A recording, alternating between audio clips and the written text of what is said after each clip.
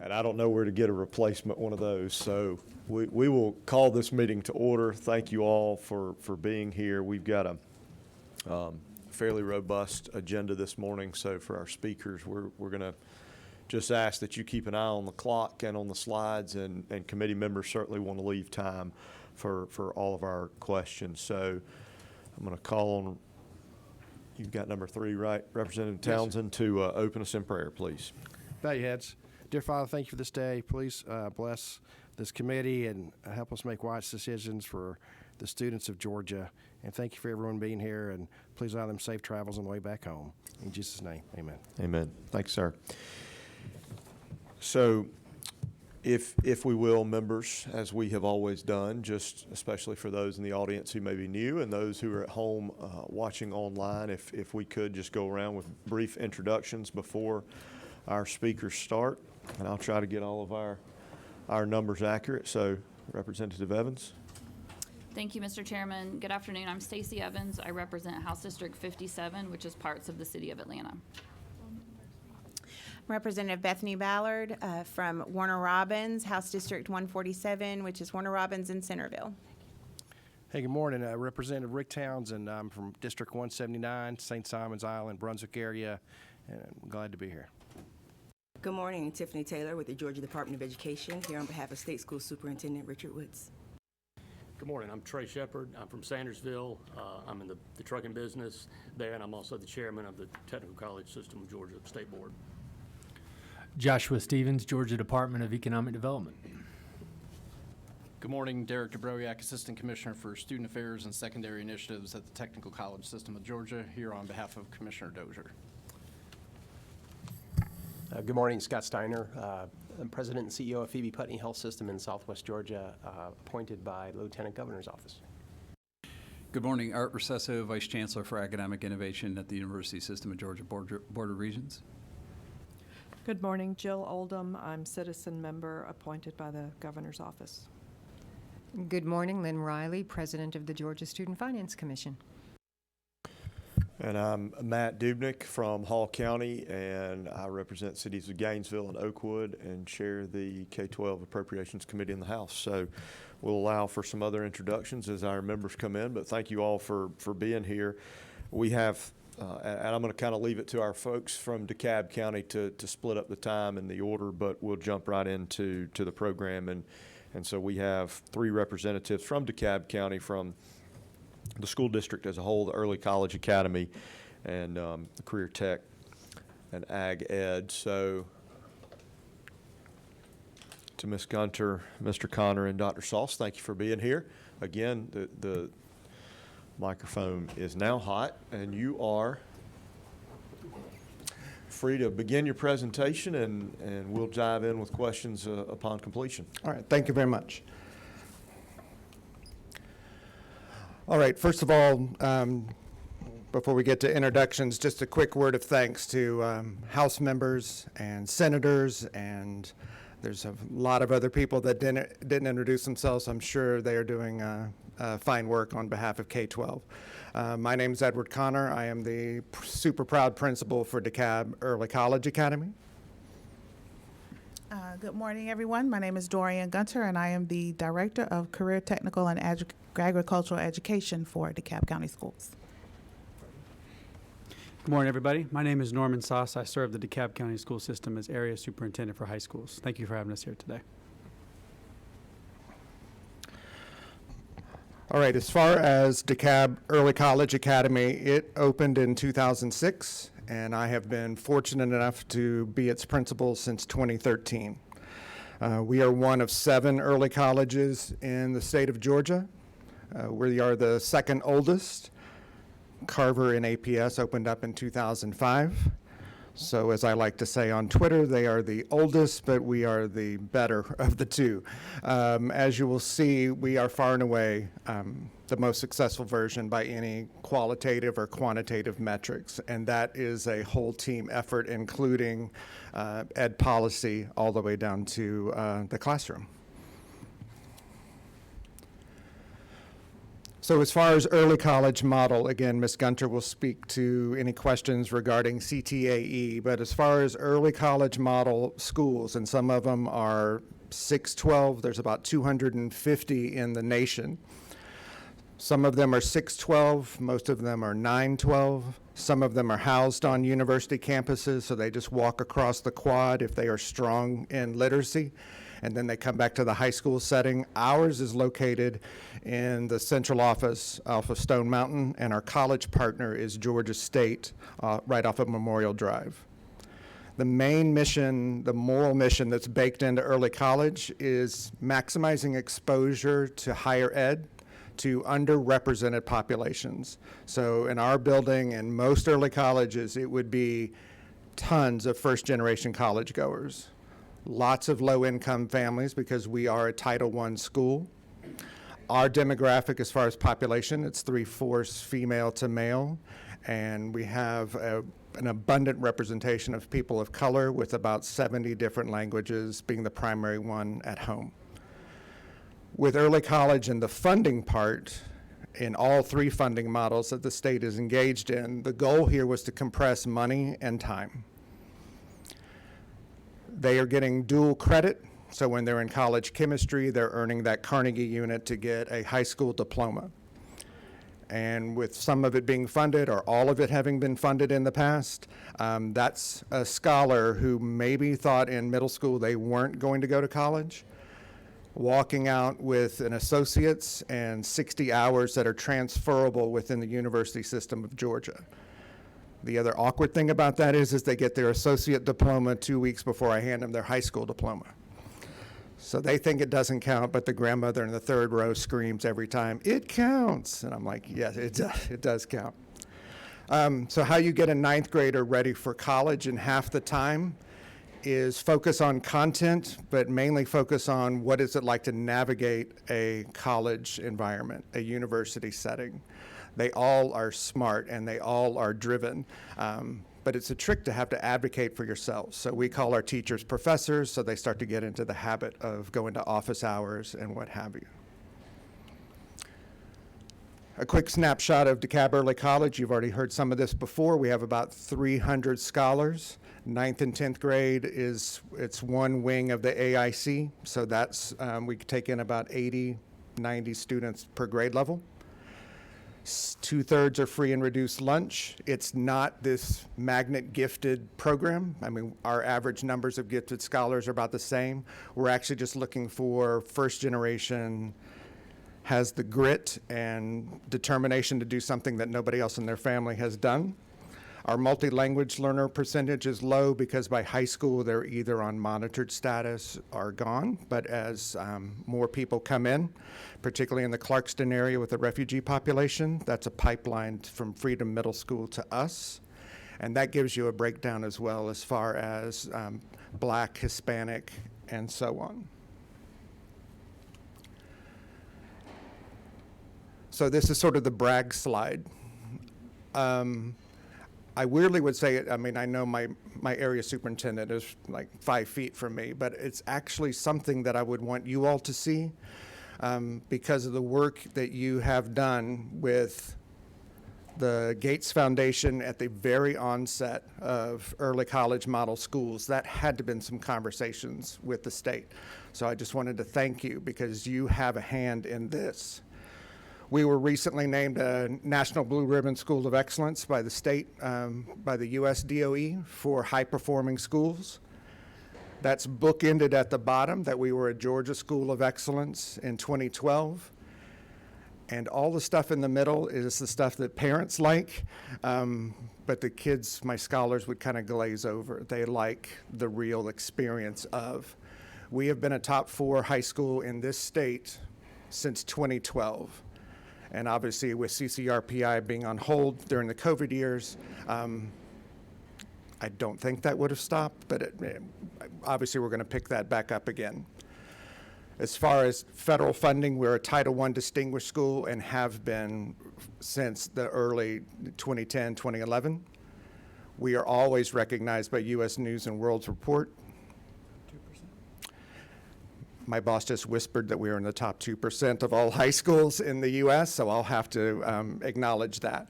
U.S. News and Report breaks it down by district, by state, and by the U.S., and we are one of the top 600 schools in the U.S., so you think how many high schools are in the U.S., and that gets us to 2%. And a lot of people think we're just high performing, but the stuff that I take the most pride in, with GOSA, we are always recognized for both greatest gains and highest performing. Because, again, it is not a gifted magnet program. There's an application process. We're actually kind of looking for some. They always in the interview say, hey, I got in trouble. And when you talk to them about it, something happened in 7th grade beyond a preteen or teen's control. But when they look at you and say, I want to go to college, that's usually the point that I stop and say, welcome. That's a lot of quantitative stuff. If we had more than 15 minutes, there are 1,000 stories about the scholar journey that are far more interesting.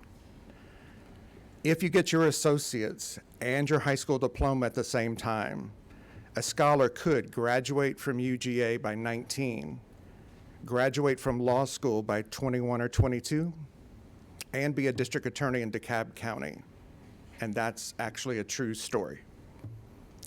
If you have your associates by the time you're walking across a high school stage and all of those credits transfer in the university system of Georgia or the tech side of Georgia, they are halfway home to a bachelor's degree, depending on the funding model, with minimal or no cost. That's the real story there. The numbers are intriguing, but what scholars do is why I get up every morning and why I'm thankful that you let us come today. So what you're looking at here is a graduation rate comparison. The one in the middle that is blue, that's the state high school graduation rate from roughly 2012, and the ones haven't been released yet for 2023. That's amazing heavy lift from you all and state superintendents and every other superintendent. That blue line is continuing to trend in the upward direction. So again, that is not something to take lightly. The orange one at the top is our high school graduation rate. It has never dipped below 95%. Weirdly, when you get a scholar prepared for college in half the time, high school becomes a breeze. I never talk about end of course testing. I never talk about CCRPI. I always talk about in a semester, you're going to be sitting in college chemistry or intro to ethics. Are you ready to read and decipher text like that? If you train for college, the other stuff just comes along for the ride. Now, the other line you see there is probably the reason why I'm here today. What you're looking at there is weirdly a history of the 3 funding models for dual enrollment. I'm here to talk about how great the 3 in the middle are that spike up, because that's when it was fully funded. Anything I can say today to get you to think about walking beyond 30 hours for a traditional college setting, I would be eternally grateful. My parents would be eternally grateful. So what you see with that gray one is in the early days, Title I families paid roughly $1,400 every semester. Fall and spring of their junior year, fall and spring of their senior year, maybe some overload semester, or they paid a little extra in the summer to get to the 60 hours to get an associate's degree. When it spikes up to 61, that was a second funding model where things were fully funded. Would you like for me to pause so they can introduce themselves? No? Okay. As a teacher, I just called you out for being late. That's totally my fault. So the 3 in the middle, the 61%, the 96%, and the 83%, that was the second funding model. Everything was fully funded.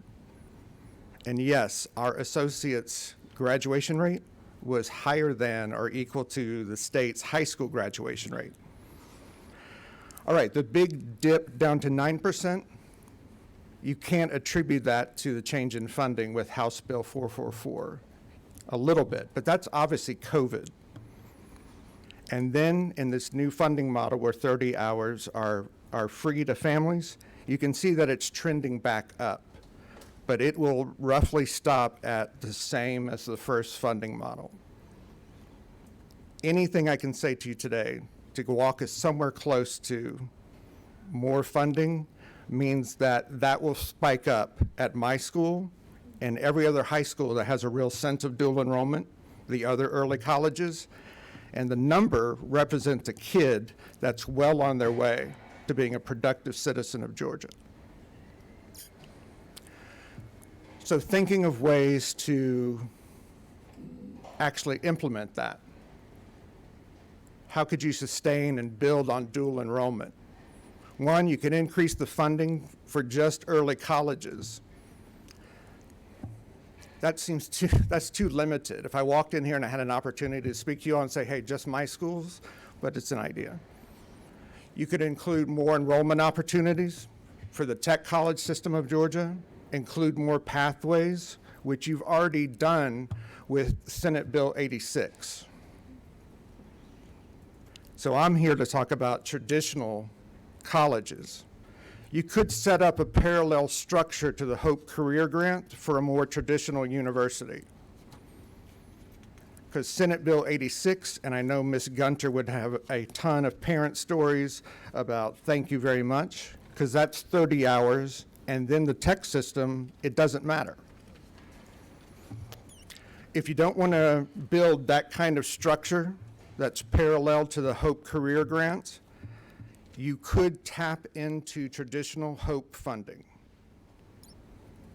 Hope pays for 127 semester hours. If a scholar took advantage of the 30 that's already in place, they have 30 to go to get an associate's. With all the parent scholar acknowledgement that I'm dipping into this early, if they use 30 hours of that in high school to get an associate's, they'd still have 97 credit hours through traditional Hope in a higher ed setting. They only need 60 more to go to finish. So they have 2 years to go, but a little over 3 years of Hope funding if they stay in Georgia and all the credits transfer. Any tech alumni in the room, yes, you have to retake math. It has to have that seal of approval. But rebuilding something that looks like Hope Career Grant, or don't bother building that and tap into what's already in place, would get those numbers and that line graph back to where it should be. So I stand here to tell you that college readiness is doable in 2 years in an early college. But I've had some leave my school and go to another DeKalb County school, and their parents advocated with a counselor. We had to leave for a reason beyond our control, but this is what I want to do. You can do college and high school at the same time, both very successfully. And it's equitable. I mean, the moral mission is already baked in. Somebody that would not have an exposure to that in the right structure of school, parent, and willing kid, and ed policy pushes children to places that I could never, ever dream of. The conversations in 9th grade counseling to what they whisper to me when I hand them a diploma, I couldn't imagine what they were saying to me. So again, I know you have a robust agenda and you might have some questions for us. I just want to again say thank you for giving us the opportunity. This is the pathway between CTAE and traditional dual enrollment. If you want a wave of smart, engaged voters, taxpayers, Georgia citizens, this is the leg up for that. Thank you. Do we have any questions from the committee? Representative Townsend. Hey, good morning. Thank you for the presentation. My wife actually taught an early College Academy, I guess, back in Brunswick before they closed. Right. What you guys are doing are a good job, and appreciate what you're doing, and please keep it up. Guess a couple questions first on the dual enrollment hours and suggestions. I think a lot of people in this room, what happened back in the day, too many school systems abused the dual enrollment hours, where they were taking every course they could think of, bringing the instructors into the schools, and really took courses they didn't need. And I think that's what hurt overall, hurt the budget. And we didn't want Hope to go away. It was before my time here in the House, but I was a practitioner, education myself. And so that's why the reasons for the change. One of those I think down the road, hopefully we can have a discussion with, would be something similar to what you said. I'm not sure if you go in that direction or not. But that first 30 hours we know doesn't count against their Hope credit when they get Hope Scholarship dual enrollment when they get to college. But is there a way to start that time clicking while they're still in high school, knowing they eat up the hours, but at least they're just doing it a little bit earlier than normal? I don't know if that's a discussion we can have down the road. So I kind of understand what you're saying. Second would be, if this is so successful, DeKalb's a huge system. I actually graduated from DeKalb myself. I went through Wadsworth Elementary and Lithonia High School. My question is, if this model is working for DeKalb County, you have to worry about your community. DeKalb's big enough to have a couple of these, if not 3 or 4, but at least 2. Have y'all thought about expanding?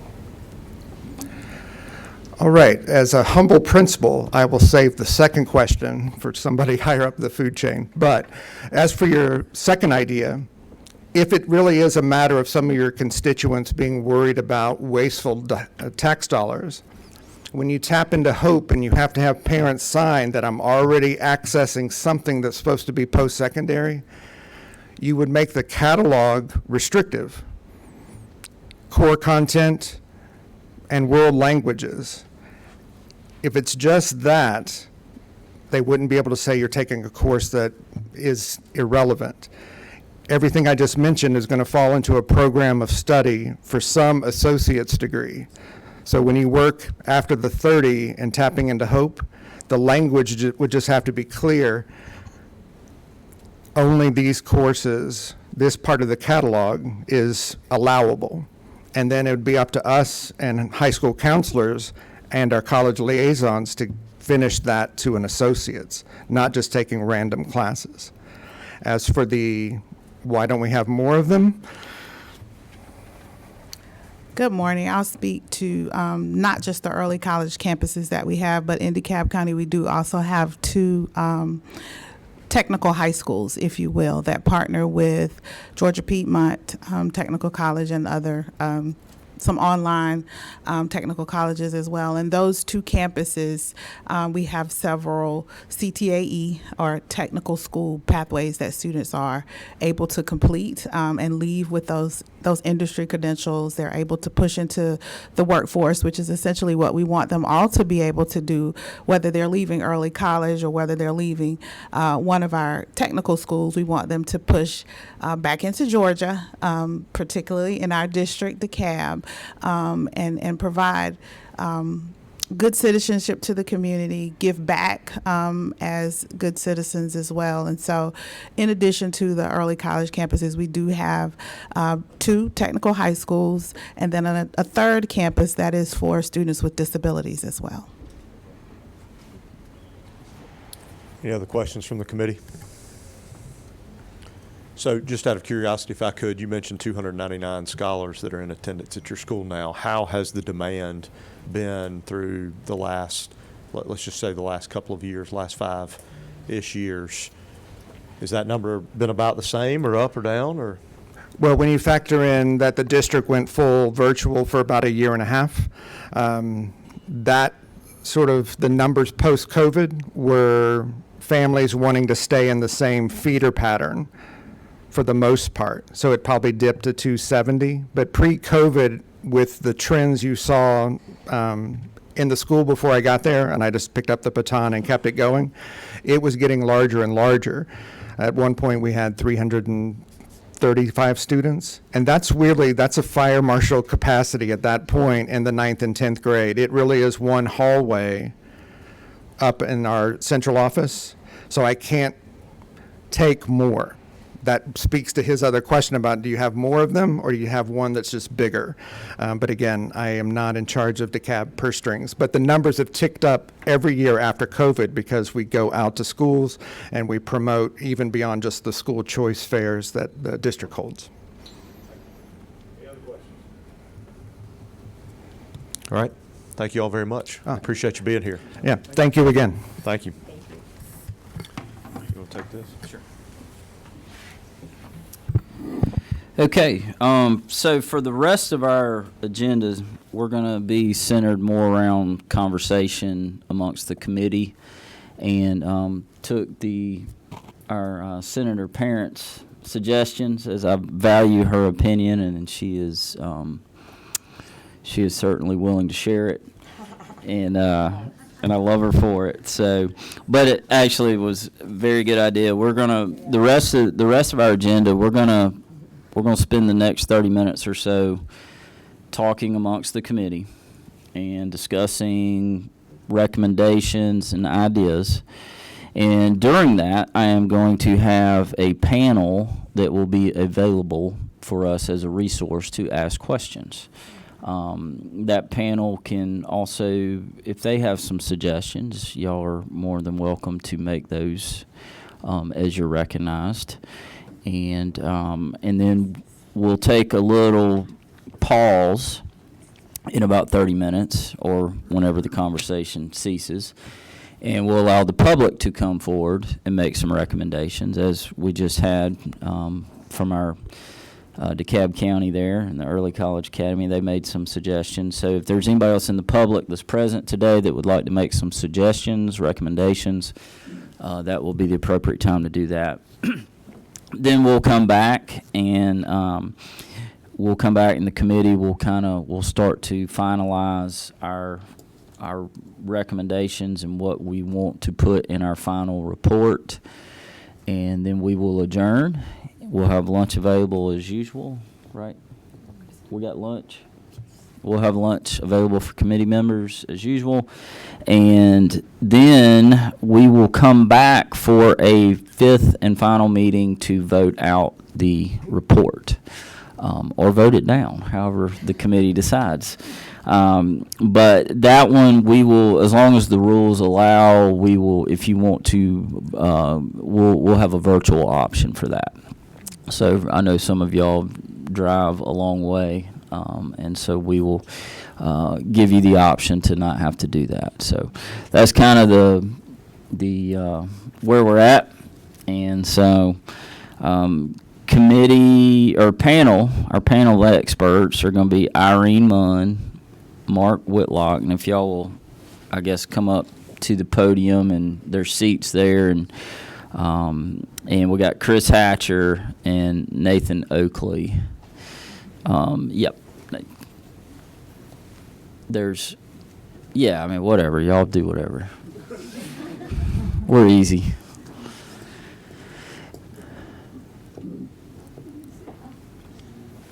Does everybody have these? Just me. No, everybody should have a copy. In the committee. Okay. All right.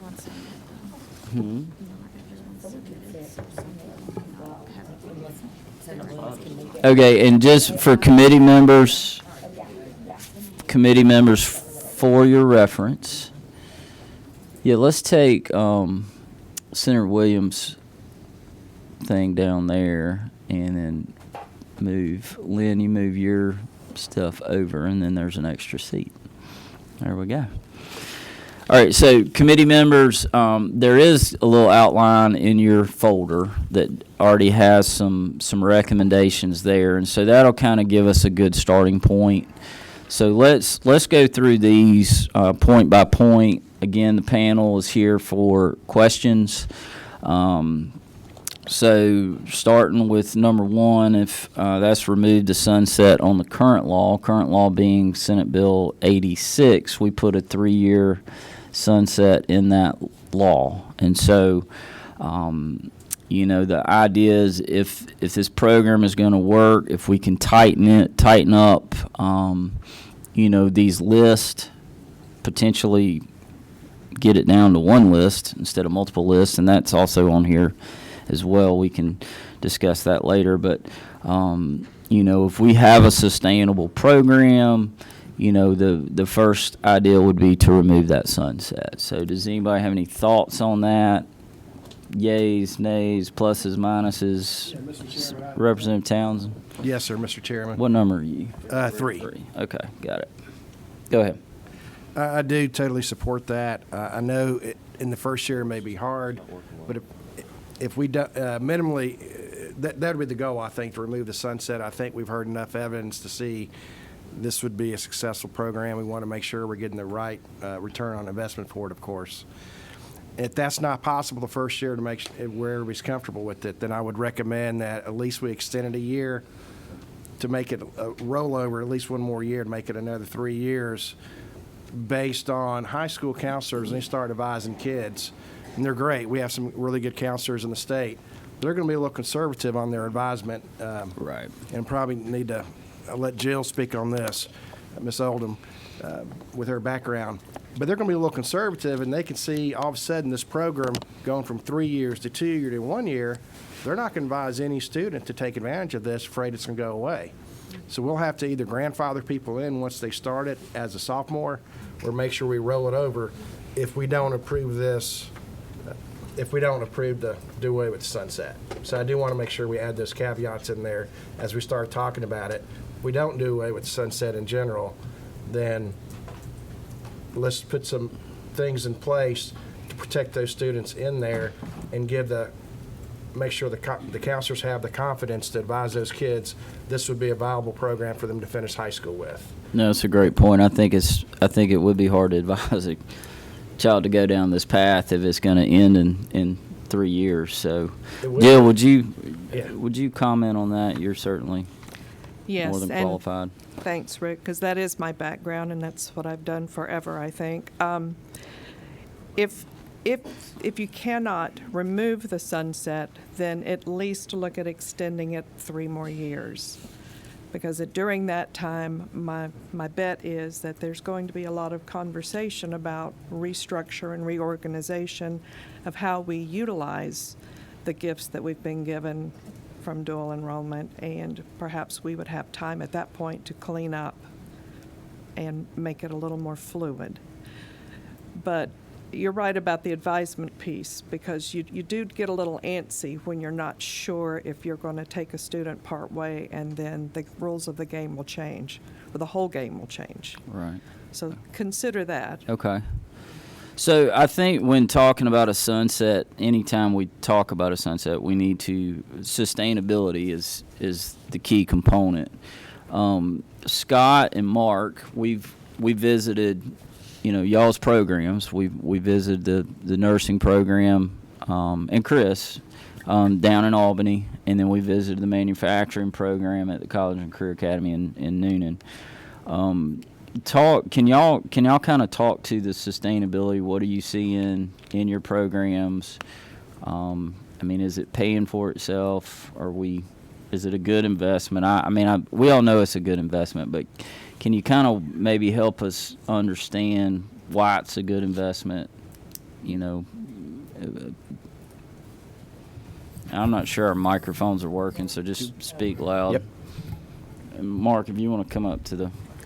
So I think from the standpoint in Albany and healthcare, and Chris can certainly speak to, with the gear funding, that's really allowed us to jumpstart the program, and there's been a tremendous amount of growth and excitement amongst the high school students. We've got 17 seniors in the program, 36 sophomores, and more than 70, 36 juniors and more than 70 sophomores. And so there's a whole bunch of interest in the program, the flexibility that it provides, and this will provide, and there's more behind that coming. So there's a lot of enthusiasm, a lot of momentum, and I think for our health system, we've got 250 nursing openings today, right? And we'll new nurse coming out, and these students can get their CNA by the time they're finished up with their junior year. We can employ them as 17-year-olds if that's something that they want. They'll be halfway to their RN degree by the time they graduate high school and need one more year. They'll be 19 years old coming out.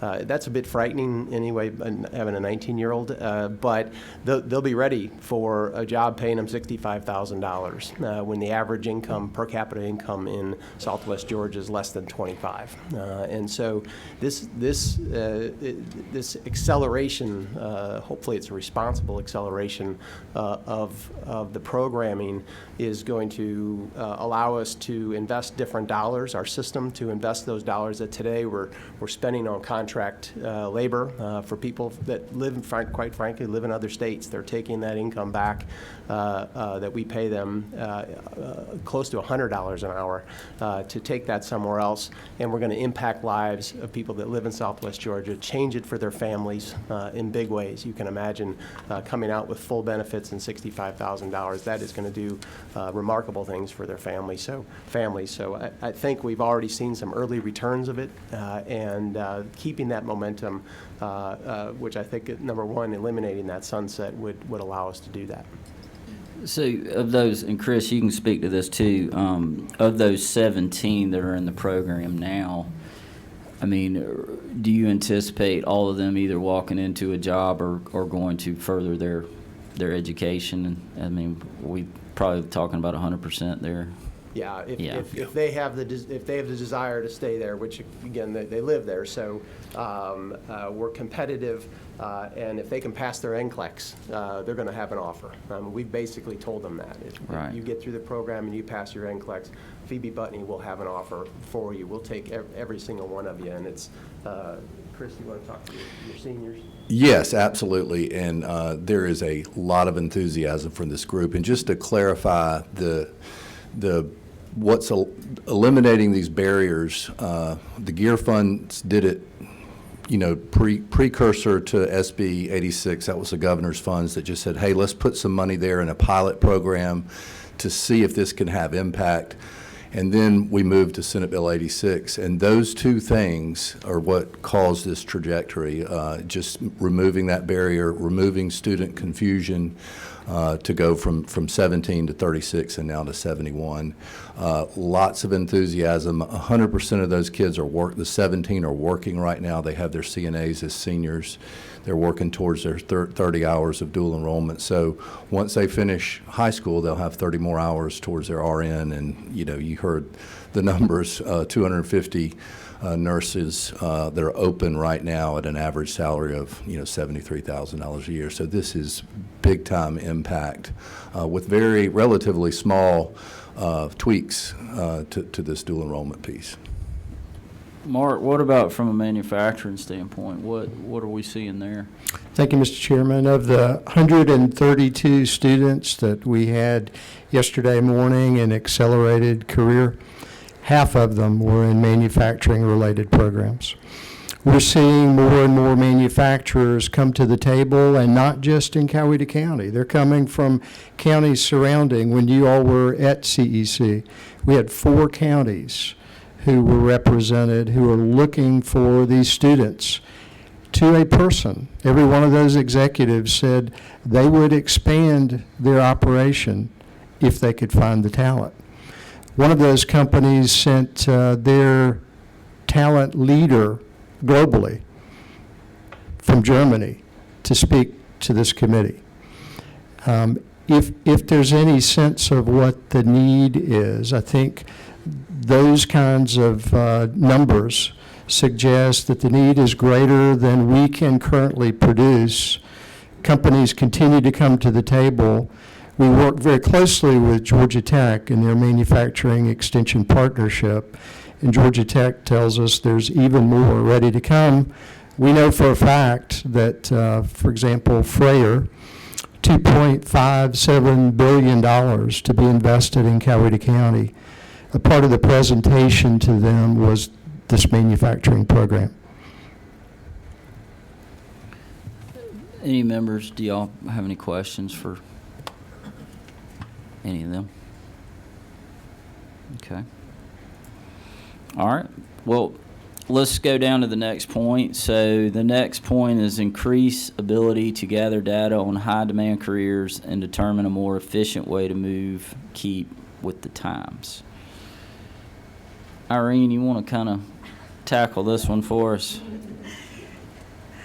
Thanks. I love that question. Super quick history lesson around the idea of what y'all hear about the High Demand Career Initiative started with Governor Deal. And the outcome of the High Demand Career Initiative, and this is the best of my knowledge, I'm going to defer if I say something inappropriate to Technical College and Georgia Student Finance, but Governor Deal properly thought about how do we attract people into these critical workforce needs. I'm going to use CDL as the great example. So let's give them HOPE Grant dollars, and let's put a kicker on top called HOPE Career Grant. Why we decided to use different terminology between high demand and HOPE Career Grant, I'm not 100% sure, but that's truthfully what you guys are doing. So this definition of the list of high demand careers that are HOPE Career Grant funds extra money to pay for things over tuition costs. And they're critically important. And I'm thankful that Commissioner Dozier is here too, so jump up here and correct me if I'm wrong, but if I'm going to be a welder, I have to have personal protection equipment. That costs me about $150 to buy boots and the shield and the gloves and all those things. Those are not covered by tuition costs. So there are extra expenses, and the idea of bringing in additional funds for those individuals is just critical. But with the policy decision around what is, and Nathan and his Excel and Ed folks call it high wage, high skill, high demand. So that's your policy that's going across this country around those the three H's or whatever they call it. But so a lot of states are thinking about what really are those. And then just practically speaking, y'all determine, how do you determine what those are? Because you're giving extra money to incentivize a student to go in those programs. What we like to do at our college and career academies is always ensure that the programs that are being incentivized are those that are going to have high wage, high demand jobs at the conclusion. Because our goal is to not let people we want people to have jobs that are in the region's workforce and the very structured program that puts them into that. So there is no doubt we just need to think about these strong policy conversations from the past and then bring them up to today's world and today's workforce need. And there's a huge, and I think our friends from Metro Atlanta Chamber did a great job of giving you the data around where are those huge job openings. And if the truth of the matter is we probably got well over 400,000 current job openings today that require 2 years or less, that are high skilled, high demand, high wage. Then you've got plenty of job openings that require a 4-year degree, but I'd suggest most of those are in the healthcare space. And so that's where, we're trying to design these very strategic pathways to get to the jobs that are critically needed. And even to the point, there's so many conversations that have been had, with Phoebe, how important it is. I think our friends said something about people go to a 4-year university and 40% of those students are going out of state and don't stay in state. The desire is to ensure that these folks stay locally. And if they're in these very strategically designed programming, then that's where they'll end up, or that's the purpose and the goal, especially if the employer is standing and walking with that student as they go through that path.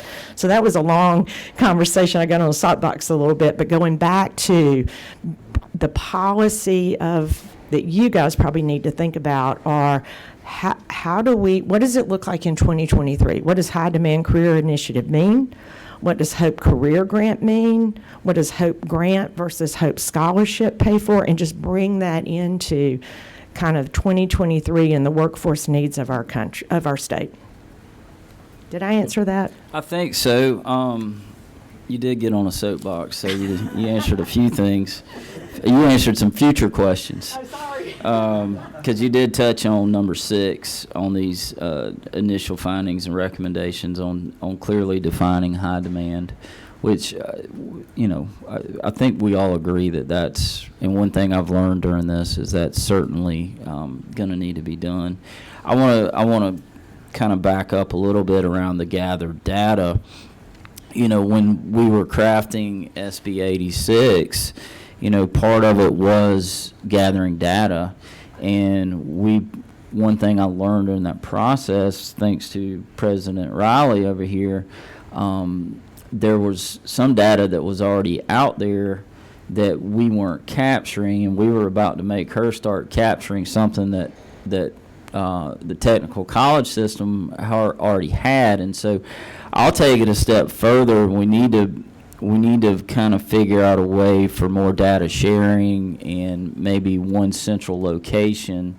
Because one thing I do fear, when we're talking about policy, and a lot of what we do at the legislature, we're putting down. We're not putting down, but we're forcing our we're forcing the system to do more work.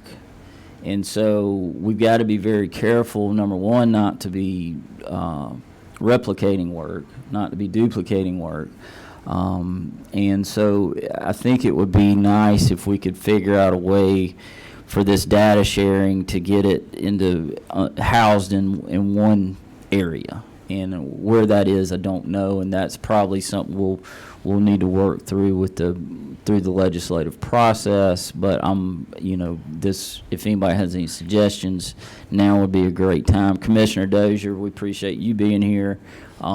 If you have any comments, you have an open mic, so at any point you want to jump up and comment, you just stand up and we'll get you recognized. So. And if you would, I'd like you to be here as a resource for the committee to ask questions to, should they have any.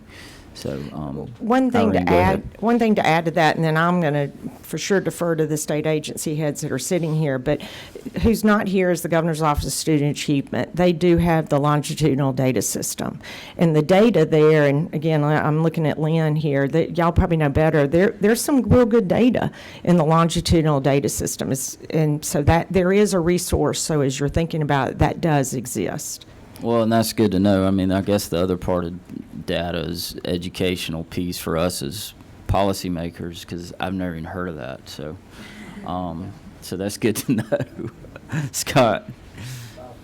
Chairman Brass, I was reading recently this the Georgia Chamber's the new Georgia economy. I don't know if you've seen that, but would it be okay if I handed out one page from that? Absolutely. To the committee. In this one pager, just sort of speaks to it. And granted, data, right, depending on where it comes from, it can be changed or manipulated, or. But I'd like to think the Georgia Chamber is just putting it out there, this speaks to some of the high demand, and a bit self-serving. Healthcare is number one, but what it shows is what we've heard, right? Healthcare, manufacturing. It talks about what 2023, 2028, and then 2030, making some sort of projections and current openings across the state. And anyway, I thought that those two slides, and it showed sort of the ROI, what degrees are providing ROIs today. I was a bit shocked that 37% don't have an ROI. The definition of what ROI isn't on here, and I'm trying to work with the Chamber to better understand what that means. Is that in 2 years, 5 years, 20 years? But it's a good report, and as we talk about demand and high demand, it could be just another indicator or an arrow of where we're headed with it. Well, and I think to your point of understanding where do these lists come from. That's right. I think that's kind of what we're trying to get to is clearly defining it and then putting some metrics around it to define it. Because, I mean, look, Georgia Chamber is very reputable and does great work, but they may have had their 5 top engineering members come to them and say, hey, put us on the list. And I'm not saying that's what happened, but I'm saying that potential is always there. And so, you know, we as a committee, and then eventually we as a legislature and policymakers, we're going to have to, you know, let's clearly, if we truly believe in this program, and we've got to make sure that it is sustainable. And the first thing that can happen for something to become sustainable, is for it to expand without reason, without true data backing up why there's an expansion. Or, you know, it may just be somebody in the office might have a buddy somewhere that says, hey, you know, throw me on the list. Okay. You know, I mean, those are the things we've got to figure out a way to prevent. And that's kind of what I'm charging all of us with is today, and through the course of this process, I would like to issue a report that makes suggestions to make sure that we get a grip on this program to make sure that it lasts for eternity. Representative Evans. Thank you, Mr. Chairman. I got you. One thought that immediately came to my mind, and stepping back and saying whatever's in the governor's office of student achievement, that's great. I didn't know about that either. But my thought immediately goes to what TCSG, I understand, already does, which is every degree program they have has an industry advisory board. And that industry advisory board reports and says, we need more, hey, slow up, we need less. So that way, that's why they have such a great graduation to job pipeline, because they don't graduate people that are not in demand. And that, to get up on my soapbox for 2 seconds, I think everything TCSG does is high demand, and so I don't even know why we do this. But if we're going to have a high demand list, I think TCSG board should be in charge of that personally. And I think that we could codify that and have them do a report every year, every 2 years. And I think they could also give us, why are we taking this off? Why are we putting this on? How many people have utilized this? I think they could certainly, not to throw work on them, but I think they sort of already do a lot of this, and so we might as well take advantage of it. Okay, noted. That's an idea. Commissioner, you want to comment on that? Sure. You want to come? Anytime. And that's the comment. Obviously, as we navigate how we do handle what is high demand and not, it is, I think everybody's kind of said it, there's so much that is high demand. We do have an industry advisory board for each program at each college so that the local service areas are represented and specific needs are identified. And I do think that is something TCSG implemented so many years ago that has been so critical to each of your communities, is that we have a standard program that then matches a specific need to that local environment to make sure the person coming out is job ready. So as we go forward, just a reminder, I don't have an answer for how you want to set up who identifies what a high demand job is. Obviously, we do work with everybody and we have a good feel for that, but also it is very difficult because right now with the low employment and the great job opportunities in this state, it seems like everything we train on is high demand in TCSG. And so very, very difficult, but I am very proud that this body, along with the governor, you are right, Irene, Governor Deal set up the 17 areas that we had been focused on for so many years, but this body and the governor expanded that to 18 just a couple of sessions ago, which included criminal justice and law enforcement academies. And so I believe as we continue to look at this, that is something that as we identify how to identify what's in high demand, it's going to be hard to shrink it versus grow it. It's just something that we would love to be part of. We would like to sit at the table, whether we're the lead or whether we're part of it. We do think we have some expertise in that area. Thank you.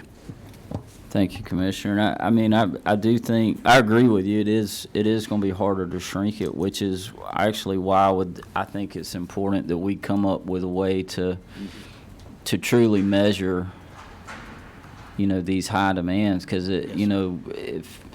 if we add something every time, the political winds shift, or the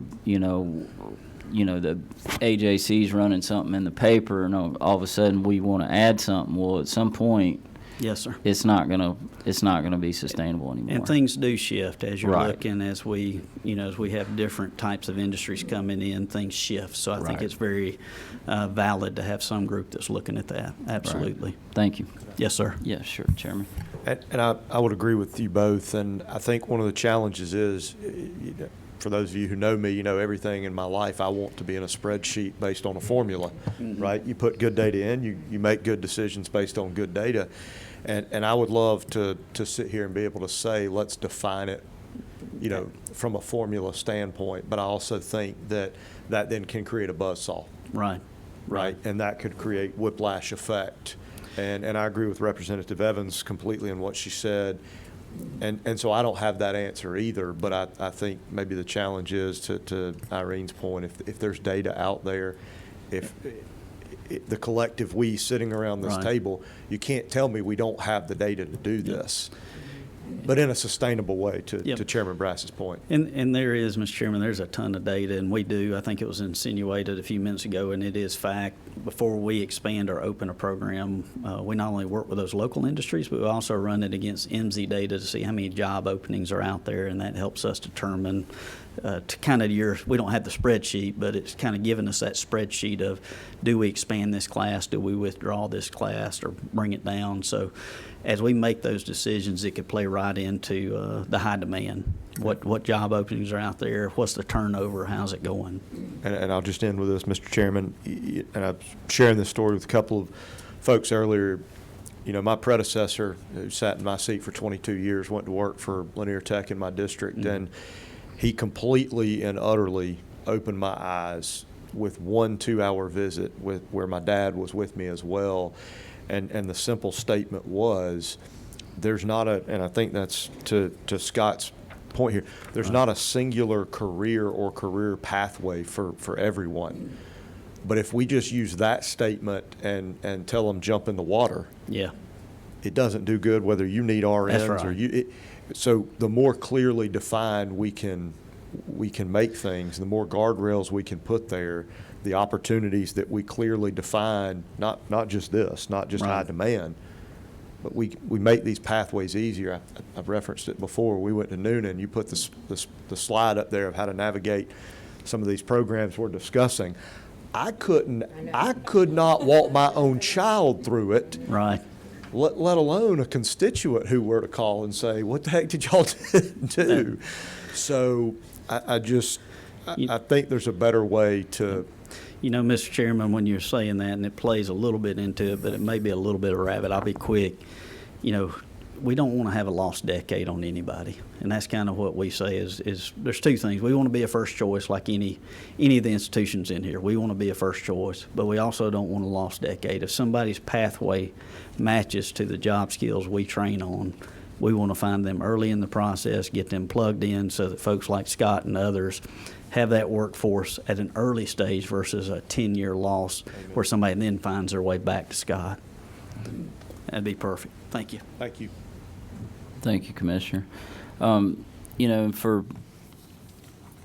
to reiterate to the committee here, we as a committee and for our report, we don't necessarily need to get into the weeds on what is the definition of high demand. We don't, because the truth is we're going to issue this report and then you're going to have 236 very opinionated people decide what kind of policy is going to move forward, and then one other very opinionated person is going to ultimately sign off on it or not sign off on it. So, so for sake of time and for sake of sanity, we're going to make very high level recommendations. What we think should take place. We just don't necessarily need to get into how we think it needs to take place.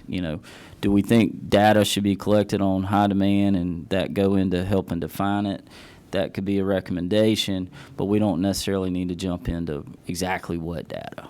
unless you, I mean, if you've got some thoughts on that, certainly share it, and, we can make that part of it. But just for sake of, we're not sitting here racking our brains, because we could work on this for the next 24 hours for the next 3 years and not figure it out. So just wanted to throw that out there. All right. So I think we've talked about data. We've talked about defining it. If no one has any other stuff, the third comment here, third recommendation, it says kids are reporting that it's difficult for them to get work because companies are hesitant to employ minors. This is most likely because of the scheduling challenges, and y'all can read the rest of that. So I certainly think that is, worth discussion. I don't know. I guess the ultimate discussion there is what role does government have in that, in marketing that. If we, in my mind, you market the program, and not necessarily, and then it would really kind of be up to our local partners to get out in their communities, which I think we pretty much do a pretty good job of that. Can we do better? Absolutely. I think part of that education is educating our local counselors at our high schools and middle schools, and we can certainly do better at that, at educating them, and that is the role of government. And so, and I don't want to get in a philosophical debate over the role of government, but certainly feel like this deserves discussion and would love feedback from the committee. So, yes, Representative Ballard, what are you for? Because I talked to some kids, and if you're on the tech side of dual enrollment and you're getting a training for a trade, you've got your internships, you've got all this. But if you're using your dual enrollment is to get ahead in college, you're not necessarily getting those internship offers. And I just thought it was worth talking to the kids who are out there that are kind of dealing with this. And that's just what they have reported, and I don't have an answer to that, but I thought they deserve a voice. Right. In this. And also the next one is mine as well, from what I heard from the kids. They would like to be exposed to some of these career fields and career pathways, even in middle school, like having more interaction in middle school so that they feel like they can make more informed decisions when they get to ninth grade. When I was in middle school, I don't know about y'all, I wasn't thinking about a job or a career pathway necessarily, but these kids are, and they really do want to be able to make informed decisions. And as we've talked about, it's a little complicated. And so I think that's really important. And I just wanted to report what my kids in the district were telling me. Okay. Do we know of any policy hurdles for exposing some of these middle school kids to say a manufacturing plant on a field trip? Or I know there's probably going to be some issues with them getting in specific parts of the manufacturing floor, but are there any other? I wouldn't say hurdles, no. I think we've been doing a lot of work that we also encourage the committee to consider around exposing students to career fields earlier on. We've started with, as we mentioned at the last session, thinking about things like construction courses and career courses in the elementary grades, just exposing them to what those options look like so that then they can start looking at courses and options for pathways even in middle school as they're thinking about their high school trajectory. I think another thing that you can consider as you're thinking about sort of this space and option for how do we expose students to careers and give them options, maybe thinking about something like a summer work-based learning incentive or component for students, or work-based learning incentive or component whereby students are either getting credit or there's some sort of grant or funding to incentivize the students and the companies for those work-based learning considerations and options that then become a part of their experience while they're in school. I love that idea, summer work-based internship, things along those lines. That's a great idea. Is there any, panel, do y'all know, are we doing that anywhere? Is anyone doing that? Chris?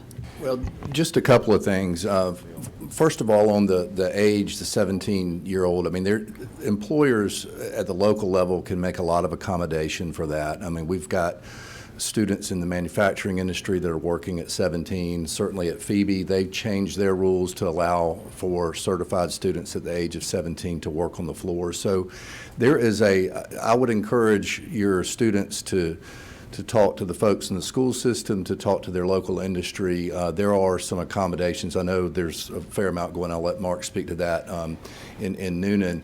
As far as the other piece and just exposure, we work closely with CTAE, at the middle school level as well as the high school level. We love that piece of this education puzzle, and that's a great time to explore at the middle school level. And in fact, our relationship with Phoebe, they have requested that we utilize our students to push down into the middle schools and to expose younger students to careers in healthcare, and we're also doing that in other fields too. So I think CTAE affords a great way to really get that word out to our younger students. So I know you want to talk about the 18.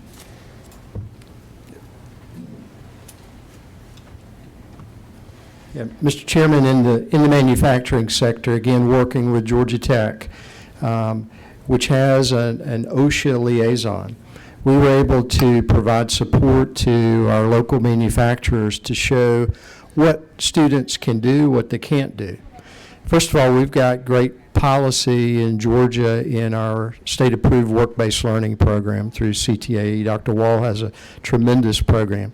We've got a tremendous registered apprenticeship program through our technical college system. We've got those structures in place.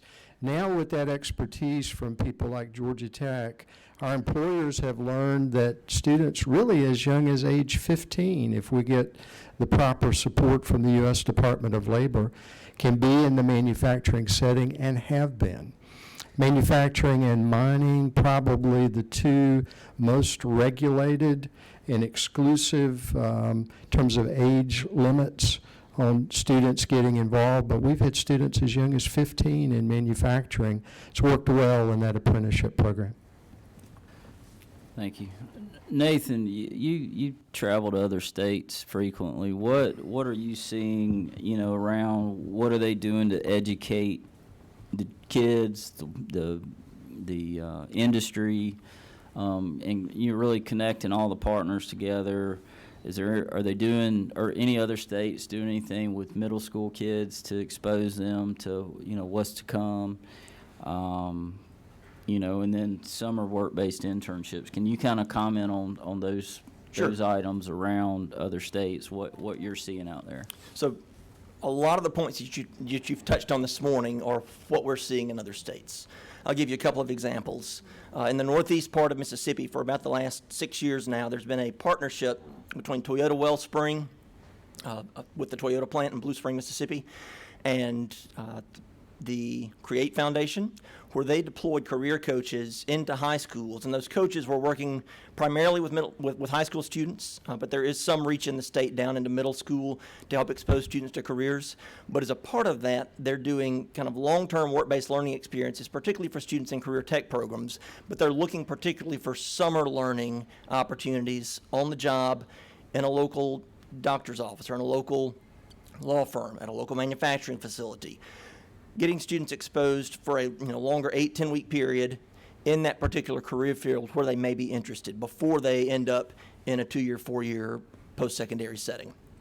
As a part of that career coaching model, they are also bringing local business and industry into the schools to visit with students to help them understand what the career opportunities look like in their particular region or community in the state, and what education pathways are necessary to get there. So both during the year as well as summer learning are big components there. You got to find solutions that work with the school schedule, to your point earlier, and solutions that work to meet government regulations. There are some places that are looking at third-party temp staffing agencies who can carry insurance or workers' comp to eliminate some of the business or company concerns if those students are temp staff employees. They've found solutions that are workable to make that happen for students. I would also share in Tennessee, back to the scheduling question, companies and concerns about scheduling folks in for work. I'm familiar with at least one school in Tennessee where they have students that are nearing the end of maybe their manufacturing program, for instance, who are in a focused program that includes a half day of classroom instruction and a half day of work-based learning. And so essentially you've got two shifts of students. You've got a shift of students that start their school day at 7 a.m. and go to class until 11, and then they work in the afternoon, and you've got another cohort of students that start working at 7 a.m. and then go to class in the afternoon. So essentially for every 2 students, the manufacturing entity has a full-time employee in that space. And so there are some unique approaches. Many of these are not necessarily prohibited by any kind of policy, but have just required people to think deliberately and creatively about how to create those opportunities for students. The one other thing I would mention for you on the middle school side is there is an allowance within Perkins funds now for those to be used down into middle school grades. 5th or 6th grade, I think, can reach down that far. It's a limited pool of resources, but another potential funding source for the state to say, if we're really focused on exposing students in younger grades, then do we have funds to do that, and how do we do that more deliberately, either through coaching, advising, a deliberate planning process, not just to check the box, kind of fill out the form and my student got exposed to careers, but what does that really look like to be meaningful for students? Thank you. Any questions? Yeah. Representative Townsend. Kind of go along with that. It really, the local school system really has to buy into it. The state can set up the program or options. It's kind of like U-Science. Some people bought into it, some people didn't. The people are really gung-ho and successful by trying to get kids experience or trying to make sure that students in middle school understand the different career paths. How do we get some of these female students to understand what engineering is all about if they're not exposed to it, or understand that's the strength of their background? And so we can set up things from the state, but it's also a local responsibility to really buy into it and run with it. So as we go through this, we just have to make sure we stay in our lanes and support the local schools, but that local control is so important, and the local board's got to buy into it and follow through. Well, and I think to your point too, I think our role from the state level is to help educate the local systems on what is available, and, what's working, what's not. And I've got a question. Maybe Tiffany, you can help me with this one. Ms. Taylor, I should say. Do local counselors, is there like a continuing education credits that they have to get, any kind of CEs or anything like that? I mean, for keeping their certification, yes, they yes. do. Obviously, continuing learning credits for their certification. I think for counselors in schools, the issue is less of, I think, a want or desire or understanding as it is capacity. So even here in Georgia, if you remember, we just last year, the governor put in the $25 million to fully fund school counselors, and that just means that they're now funded at 450 students to one counselor. So before that, we were not funded at 450 to 1, which means we had a larger amount of students that were assigned for every counselor, and hopefully now we get closer to that 450 to 1. 450 students to one counselor is still a lot when you're talking about navigating both their K-12 experience, their social needs, their behavioral aspects, their scheduling, and now you're talking about the career aspect of it as well. So when we're talking about the career coach option and maybe bringing in career coaches that focus just on that career aspect, to then that also frees up those school counselors to focus on those school counseling needs, and those career coaches to focus on those career aspects that are so necessary for the conversations we're having right now.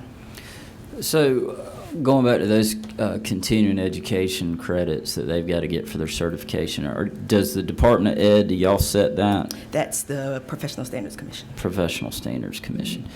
Because I wonder, I'm just kind of thinking out loud here, since this is the proper time to do that, is, what if there was a continuing education credit they could get to where we had a representative from TCSG come in, and I guess in higher ed and really all the players around dual enrollment and kind of discuss these types of opportunities. I mean, would that be helpful, do you think?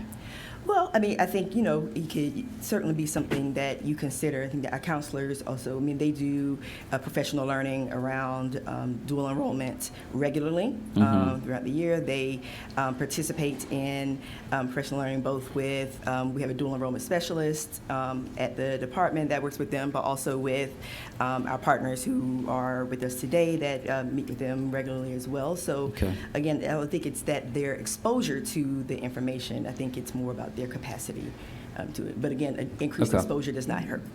Okay.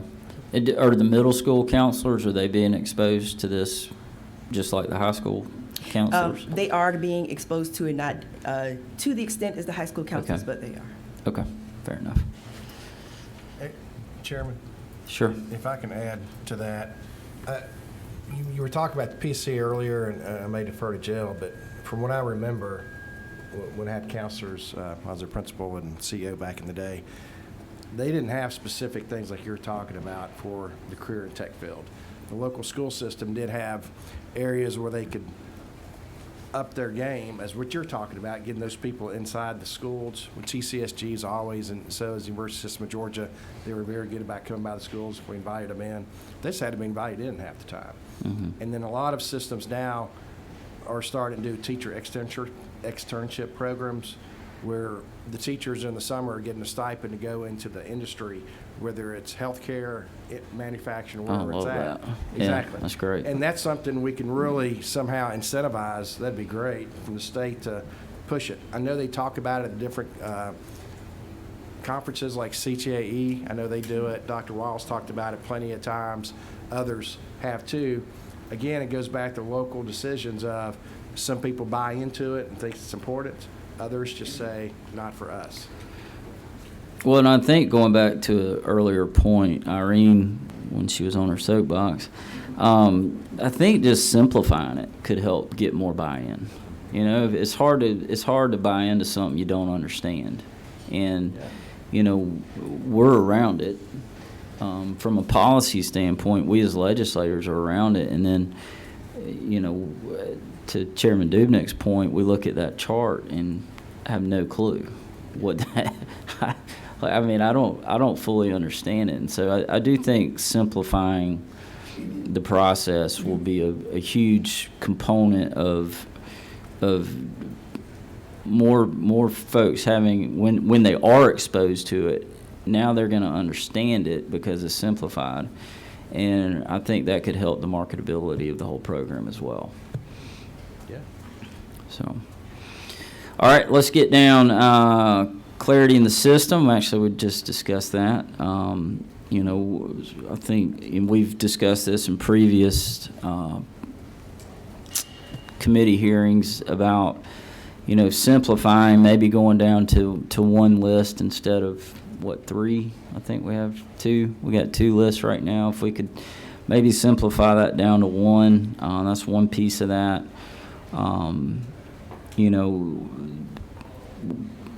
Irene, maybe I'm going to bring you back up. Let's get back on your soapbox here. What other suggestions? You had mentioned simplifying. We got Hope Career Grant. We got Hope. Talk a little bit more about that for me. Number one is making sure that you understand, are you talking about the traditional high school path or you're talking about accelerated career? Because there's two ways to graduate from high school.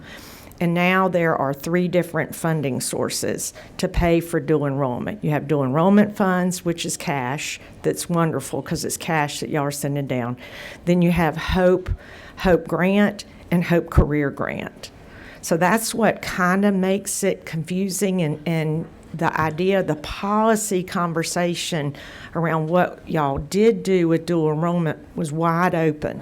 Anybody could take whatever class, and we had random acts of dual enrollment.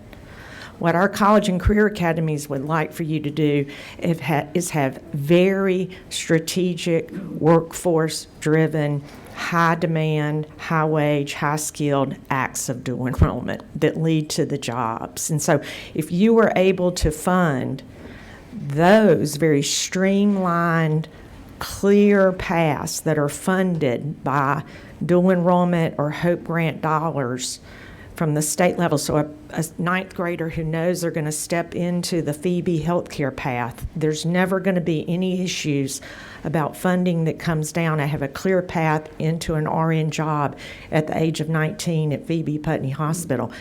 That's easy. It's just easy. This is a program that we have at 4C Academy. It's easy. And that's where we would love for y'all to drive to, these very clear, high-demand paths.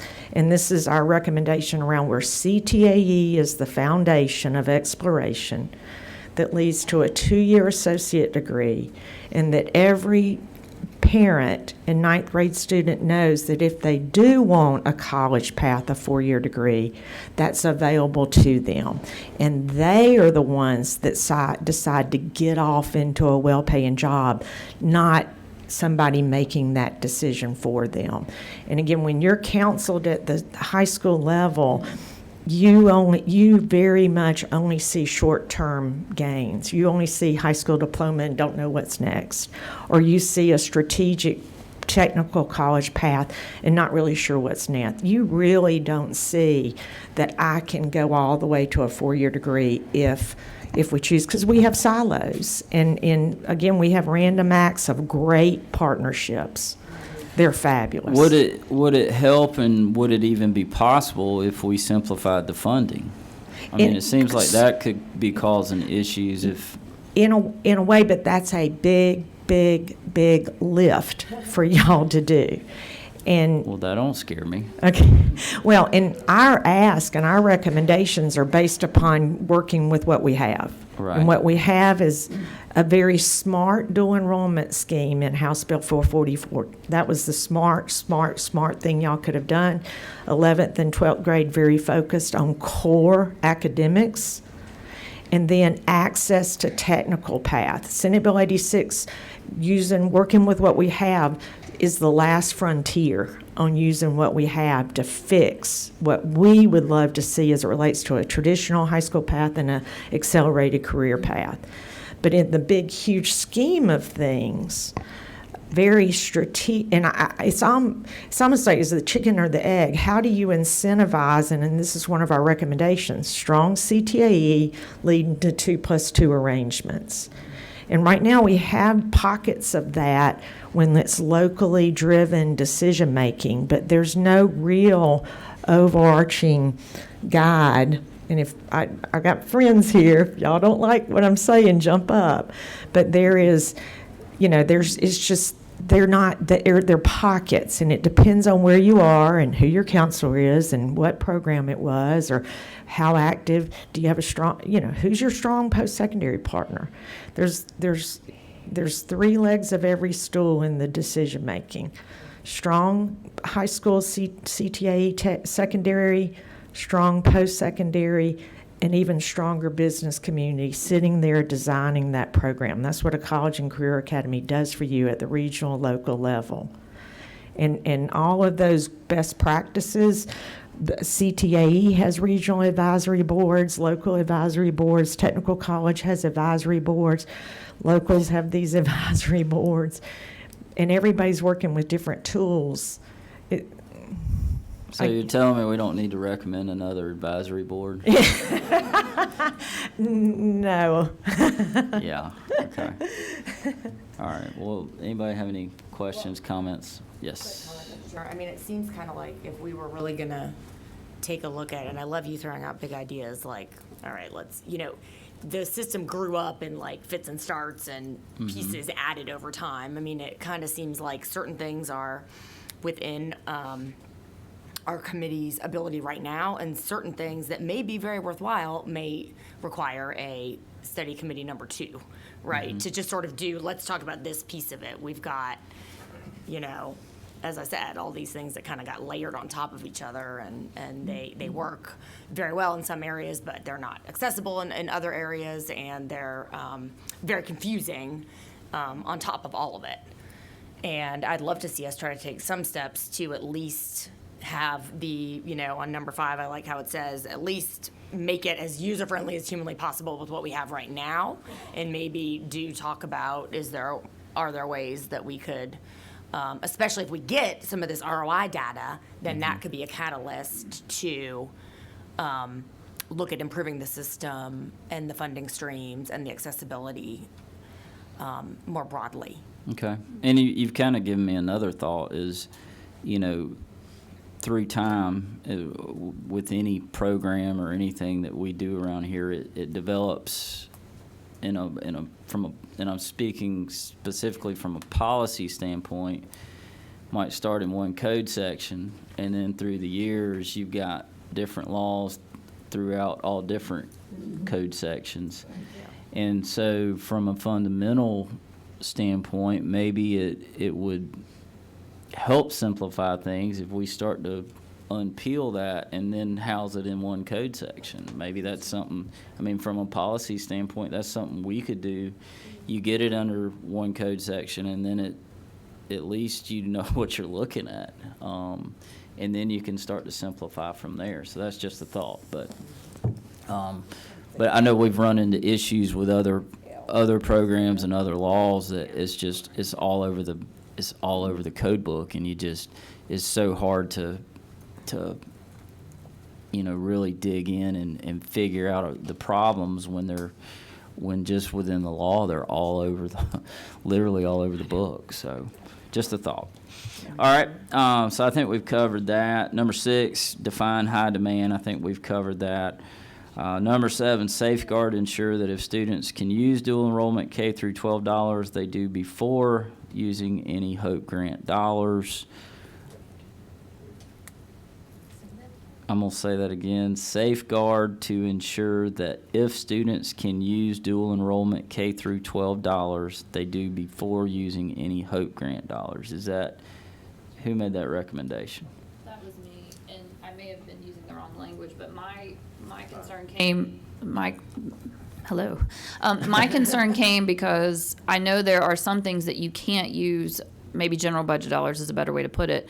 And so you counsel the student and you counsel the parent, hey, you're using a limited pool of HOPE grant dollars, and maybe it's already there, but just that if anybody accidentally sends something through to the HOPE grant side, when we know, the system knows it could be coming out of general fund, that's just in the system, and it's not something that a student or a parent or a counselor has to catch. It's sort of a technical bank account maybe issue. I don't know. Unbelievably valid. And thanks to the Technical College System of Georgia and the high school coordinators that work with all of these programs, every program across the state, they now have this very strategic spreadsheet that starts the countdown of 30 hours of dual enrollment and then access to HOPE grant. And so it's up to a good counselor, but you have multiple counselors looking at that, and ultimately those funds are going to the post-secondary partner. And so they're kind of like the final step to ensure that is used appropriately. But that is so true, but it's also not. My concern about the way you said it, though, is the fact that the whole purpose of Senate Bill 86 was to ensure you can grab the technical before you relax this 30 hours. And again, if you have a very strategic plan, if you're doing random acts of dual enrollment, then who knows what kids are choosing. But if you have a strategic pathway that's designed like the 4C or this into high demand jobs, we know exactly what is used for academic and we know exactly what is used for technical. And you've gotten rid of the concern about 30 versus access to HOPE grant. And one of the other things that we're making a recommendation on, the protection of misuse around going against the HOPE cap, that we're not asking for that to go away, because we want students to be unbelievably strategic and understand that we're not out here for you just to grab hours so that you can just pick whatever college courses you want. We're here to get you highest level of post-secondary education into the workforce, and you got to design that very strategically. So that is what we'd love to drive through, where you see every single high school student have access to. Here's the healthcare pathway that gets you fast. Here's the skilled trade pathway that gets you. Here's the timber management if I'm down in coastal. Here's the this, here's the that. That's strategically designed, CTAE 2+2.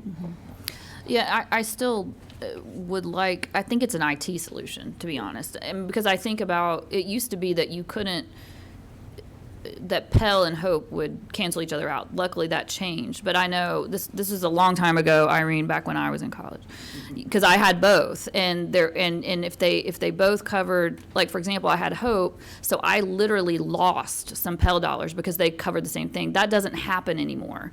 You can use the Hope dollars or you can use the Pell dollars for other things. But the point is, if Pell can cover it, there's something in the system that makes sure it does, and then you get the other money on top of that. So there's a way to do it, and I think if a counselor or somebody or a student has decided to go on this pathway and it's just a mistake and they've started using this, what I view as one of the most precious piles of money that we have in the state, which is the Hope Grant, and somebody knows, or the IT system knows, that those dollars could have been coming from this other system. I just want to make sure it happens. That's all. Yeah. Yeah.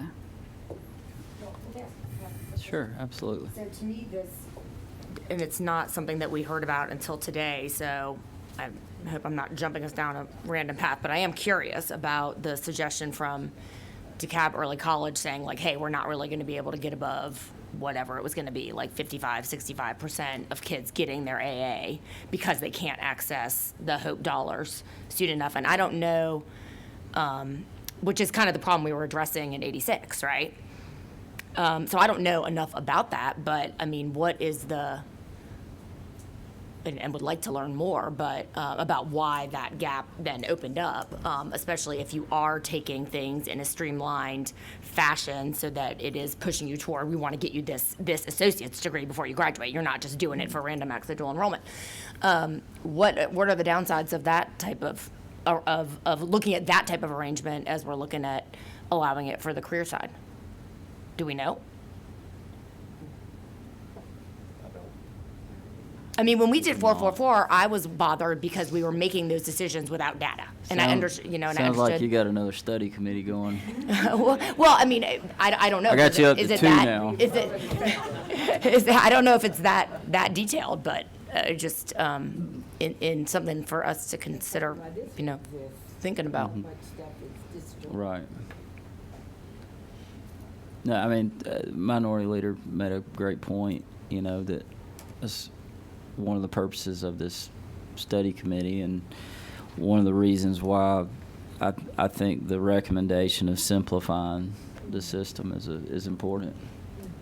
Would you like to further touch on that, Madam Leader? No. Okay. I thought it was a great comment. I thought it was a great comment, and I thought it was worth sharing with the world. So, it's out there. All right. So number 8, make the programs permanent. Again, that's talking about the sunset on 86. I think we've kind of covered that. Anybody else? Yeah. So I'm guessing we want that. Somebody wants that sunset off. So, all right. Recommend funding for more TCSG instrucors. Better pay because there is a shortage. Commissioner Dozier's over there grinning. Did anybody who made that recommendation, would they like to touch on it? Representative Evans? It was me. And the thought being, it sounds like, and I was surprised to learn this coming in this committee, that the dual enrollment is more utilized on the academic side to sort of get some courses out of the way before you go to a 4-year school. But as a state, we know that we have shortages in areas where you get trained to do those jobs in technical college, and we need to encourage more students to go to technical college than we currently do, than is currently happening. But the problem is, once we do that, they're going to get there, and there's not going to be enough instructors. And the only way to make sure that that the technical college system, I think, is ready for hopefully the demand that we should start pushing to them is is better pay, because if you're an instructor in a high, I mean, this is sort of the chicken and the egg, because we want them to teach kids because it is a high demand area, but because it's a high demand area, that instructor can go get a much higher salary out in the marketplace. And so we've got to account for that if we're going to try to flood the market with more workers. Any other comments from the committee? Questions? Okay.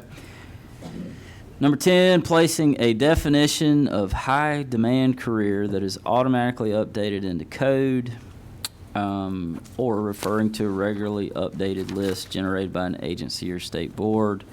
I think we've kind of covered this as well. Is there any other further comments on that? It sounds like there's multiple folks that want this, myself included. Number 11, take steps to simplify and streamline a complicated set of options for students and ensure seamless movement between K through 12 college and career academies, TCSG institutions, and USG institutions. I think we've kind of discussed that as well. Is there any other further comments, any suggestions on how we could simplify? Of course, I think that's, we've talked about maybe simplifying it just simply within code. We potentially simplifying the funding, and then certainly some other options as far as policy, around what is dual enrollment, how to, I think, number one, I think defining it, having one list is going to be some fundamental things we can do to help simplify it. Any other suggestions on that? Certainly now would be the time, but that's one of those things we can let kind of work through the legislative process, work with our agency heads, and determining how we're going to do that. Sure, Jill, go ahead. This is actually one of the reasons I suggested not just eliminating or getting rid of the sunset, but extending it for a number of years, like 3. Because right now we have a collection of entities, all with their own purpose and their own rules and their own goals. And until we can back up and get the clarity piece, we're never going to see any improvement or any change. We're just going to keep running the same track around and around. And we'll be back to have this very same conversation again. Unless we change our actual approach from the ground roots up, there's really no point in continuing with the same circus. If you don't step back, and I love the ROI thing, because when I was in the school system, I really tried to get some of that for my own school. I wanted to see how to make it better, how to make it go, how to make it great for kids. And we searched a number of entities. We looked at SREB. We went to model schools. We did a number of things, but the truth of the matter was I could have done all of that, but nothing changed policy-wise. Nothing was different outside of my building. So unless you guys are ready to really have the conversation, push the funding down the road for a piece, and then decide about your study committees that apparently happen. I don't understand what change we're thinking will be affected.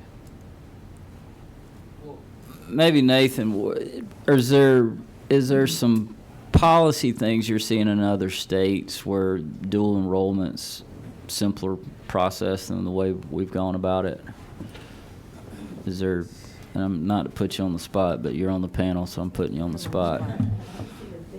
Thank you. So streamlining the courses to ensure that there's articulation is a good first step. Like, are the courses that are available, do they articulate from K-12 to all the 2-year to all the 4-year programs? There's a consistency and a guarantee of their articulation for students. And do those courses count regardless of the program the student is taking, or in the overwhelming majority of the courses students are taking, the pathways that students may take? That's one way to try to rein in the cost and to improve the benefit to individual students. to use the term that we've heard several times this morning and repeatedly in other states, to minimize random acts of dual credit. Students get enrolled in courses just because that's where the counselor put them, without any sense of how is this going to help you down the road. So ensuring that the courses that are funded, that the courses, if they count in your state accountability model, if there are benefits to those or incentives for those, that you rein that in, that's a good first step. The other piece of it that came up in the question or the discussion last week was, do those articulate not just within the community college system, but are they accepted within the four-year system as well? So that you've got, when a student, if we've talked about moving down a pathway, I complete a 2-year program and then maybe ultimately complete a 4-year degree. Well, the courses that I took as a part of that 2-year, is there a guaranteed articulation into a related pathway in the 4-year system? You will get into accreditation questions and all other kinds of topics there, but those are two places that I would look closely as you're trying to consider dual credit. Great points. So Derek and Art, we got 4-year, 2-year.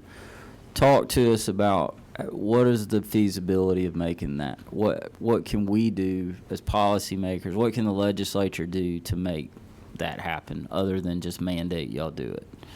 Like, how do we make your job easier to where we can make this happen? And there's a lot of that good work going on already. I mean, it started at the local level. There's 35 agreements right now of the 2+2s that Irene kind of talks about, where students take that pathway starting in high school through TCSG and then transfer to that 4-year institution. So there's the work going on. I think it's really, from our end, kind of helping kind of create those conversations on an either bigger statewide level, or also, like I said, in really helping us target where these key areas need to be of focusing on certain pathways. If y'all look at, and as you talk about identifying, here's what's in demand, helping, like I said, align those so that we can have those conversations of, listen, we're all going to be on the same page moving forward, so we create more of those 2+2 options for students that may come to us and then decide, you know what, midway through I'm going to continue on. How can we help kind of move that along? Let's figure out what some of those key areas might be. So I would just echo what Derek was saying, and my understanding is that there is a conversation happening between the chancellor of the university system and the commissioner of TCSG. I guess I have to look behind me, but you've been summoned to confirm that, and also to Derek's point that in preparation for our last meeting, it was clear that there are excellent articulations in place that are models, and it may be a matter of looking at them all. Some data that was tossed out to me after our last meeting was the number of students that transfer between TCSG and USG, and the opportunity therefore to dig a little deeper and look at that process. How well is it working for students? What does that articulation look like? But especially to look at the ones where we know it's working well, where there's strong relationships between CTAE, TCSG, College and Career Academy, and the USG institution. There's great examples of that. Right. Commissioner Dozier. Yeah, great. Appreciate Art making sure I got up here to speak. So, but no, I'm kidding. I always appreciate the chance to speak, especially on articulation. I think that point is so vital. I think if we want our kids and our parents and our communities to have the workforce as quickly as possible, and also not, I don't want to say waste, because you always learn something, but not have to take additional credits to get where they want to go and have somewhat of that lost opportunity, articulation is a key. One of the things, just looking at TCSG and our K-12 partners, CTAE, love Dr. Wall's support this past 2 years. Just being honest, TCSG did not have any articulation with CTAE prior to 2 years ago. 2 years ago, we have worked really hard during this pandemic. So dual enrollment, yes, articulation. CTA by itself, no. But we have over 18 agreements now, and we're working on several others. Those agreements fit just what this committee's talking about. They are high demand areas such as welding, electricians, criminal justice. They are important areas to make sure folks are getting the job skill they need to go and be employed and make a livable wage. So articulation is going from the lowest level as far as when you talk about 3 systems of someone taking just a CTAE course in our K-12 system, coming to TCSG, getting college credit, dual enrollment, just speaking on that real quickly. TCSG has been blessed. This past year we had 35,000 of the dual enrollment students. When you look at that, one of the goals that we have is that we have a retention rate of students coming to us and staying with us. We're not where we want to be, so don't mishear me. But right now we have a penetration rate into our high schools of about 7% of those students that aren't dual enrolled students. Dual enrolled students, those that stay with us beyond dual enrollment is 15%, so we double that up. But this is the kicker. We do have good pathways into USG because over 40-something% are going on to USG. At the statewide level, when you look at articulation between TCSG and USG, we have 28 courses that are from a statewide level accepted across both systems. As Derek said, we have a vast number of agreements at the local level. I have asked and spoke to the chancellor about statewide 2+2s. What that means is what you're talking about. Somebody takes 2 years with us, they don't lose any credit, go into university system and pick up and do 2 years and have their 4-year degree. I would love to see us take some of these 35 that are at the local level, push up some that make sense for the whole systems. I don't want to speak for the chancellor. I don't know where he is on that. We've just spoken about it. But I'd love to see some of those push up to the system level. That may mean some of the USG colleges don't participate. But if we could have a system-wide that hits most of them, that would help that fluidity of our students making it through the pathways. So I think it's a great idea, something we should look at. Okay. Absolutely. What are the, where are the stumbling blocks or limiting factors where we only have the, certain number of 2+2 arrangements? Yeah, I think it's just. Why is it so complicated? And I don't really Yeah. like the comment like X and Y university may not participate. I mean, to me, that's not acceptable. I think like if there's a certain course, that might be okay. But otherwise, that's not good for Georgia. Yeah. At all. Yeah, I don't know that it's system-wide it is complicated. We just got to grow into it, and that's probably not a great answer either, but that's the reality. I think our local colleges have paved that pathway for it to happen because it's not complicated at the local level. When you have your chief academic officer, I'll just use Ogeechee Tech and Georgia Southern. We have these all over, but I'll just use that one as an example. You sat down with your chief academic officer of both institutions, looked at engineering pathways, and we now have any student going through Ogeechee Tech and gets a 2-year engineering pathway can go right over to Georgia Southern and pick up where they left off. And so we're growing that each and every day. It's not complicated. We just got to have, in my opinion, a little more focus and get these done. Thank you. Yes, ma'am. Great. Representative Townsend. I could attest to that too in the coast.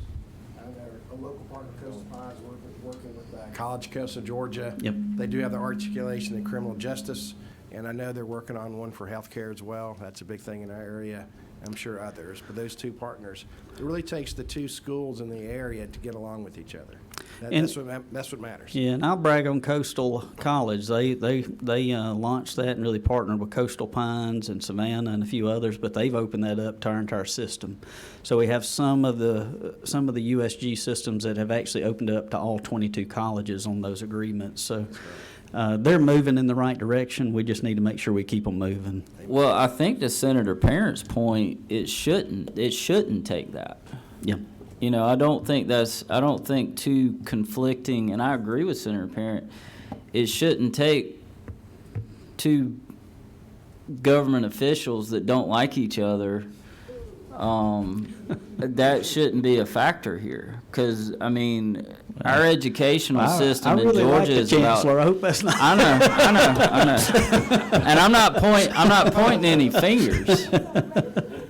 I don't care if it's on record. It's the truth. But and again, I think the whole point here is the role. In my mind, the role of government is we're here to provide opportunity for these kids, and personality shouldn't weigh into this. And I'm not pointing fingers at anybody. But I think that's kind of the point of what we're getting at. And if we're going to have articulation, which we clearly need, we're going to have to get the personalities out of this factoring into the agreement. That shouldn't matter. Yes, sir. And so. And if I Thank could you. state, Just my Commissioner didn't say thoughts. that, that was me, so I apologize. Yeah. But that's just what I saw. And again, I don't think we're pointing fingers, and and that's not what we're here to do. We're here to study an issue, and make some recommendations on how to make it better and how to make it sustainable. And so, Absolutely. we appreciate you being here and helping us guide us through this. Thank you, Mr. So, Chairman. Okay. All right. Let's see. Next on the list. Now, look, I said 30 minutes, and then we were going to get into public comment. Nobody actually signed up for public comment. Was there anybody? I'll take a quick break. Is there anybody out there that would like to say something? Dan, come on. Yes, sir. Former senator. Really appreciate the work y'all are doing. We think it's very important. I'm Dan Weber. I'm the executive director of the Charter System Foundation. Just a little bit about us. We're a nonprofit that supports the 48 school systems in Georgia that are charter systems. We have a team of 3 retired superintendents that do flexibility and governance training for our districts. We also now have a 3-member team that we call our career development team. Irene is part of that. We have Eric Waters from North Georgia, Floyd County, who retired from the College and Career Academy. And in South Georgia, we have Sean Utley, who has experience in K-12 and now works part-time with Wiregrass Technical College. These folks are out working with Derek's team at TCSG, Ben McCumber and Paul Saban, meeting with districts to teach districts about these career pathways and in particular accelerated career, because most districts, counselors and so on don't know about it throughout Georgia. You have to pose the question, how do they find out about it? And we're working to spread the word. For the last 2 years, we've had monthly WebExes. We now have as many as 80 or 90 people registered each month. That conversation is led by Irene, and Mark Whitlock plays a key role in that as well. We try to promote what CEC is doing in Coweta. We try to promote what Phoebe and 4C are doing down in Dougherty County to our other districts. So we have some model districts now in North Georgia and South Georgia that are moving forward down this pathway, and they need your help to remove some of these obstacles. I try to put myself in the shoes of a high school counselor, counseling a student. One of the odd things is you can look at the list of approved TCC pathways for accelerated career. I think it now numbers 18, and you can get an accelerated career diploma on that. But the counselor can then show you a list called the Hope Career Grant List, which has a much more extensive list of certificates for which you can get the kicker, the additional money. Now, under Georgia law as it currently stands, that more extensive list is considered to be high demand. Maybe there are things on there that need to be removed, but we're promoting the idea that the districts that are moving forward need that list to be approved sooner, expanded and improved sooner rather than later. We have districts with students who want to pursue these pathways, and the sooner you can do it. For example, Fulton County, which is a charter system, you may or may not know that in College Park, they have taken the old McLaren High School. Last year and this year, I don't know how much you're spending, it might be tens of millions, to completely rebuild that school. Their goal is to open August 5th of next year with 400 accelerated career students, which will they will come from other 5 high schools in South Fulton. That's a tall task for those counselors. They need the tools in place now to make that happen. They need the opportunities, the expanded opportunities that they can present to their students.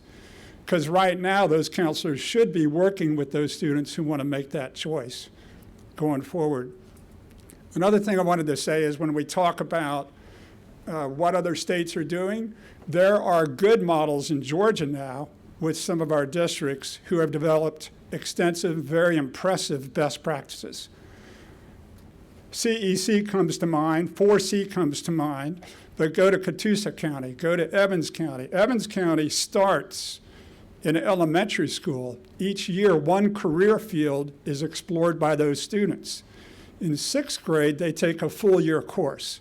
In 7th grade, they take a full year course.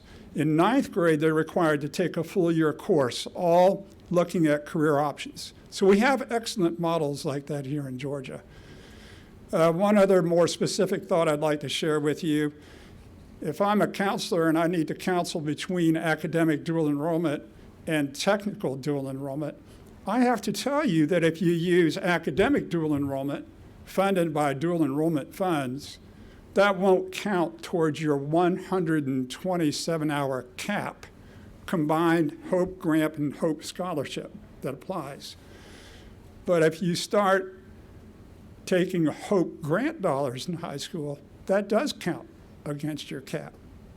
That's going to be a disincentive for that student to choose the technical pathway, and I think that needs to be corrected.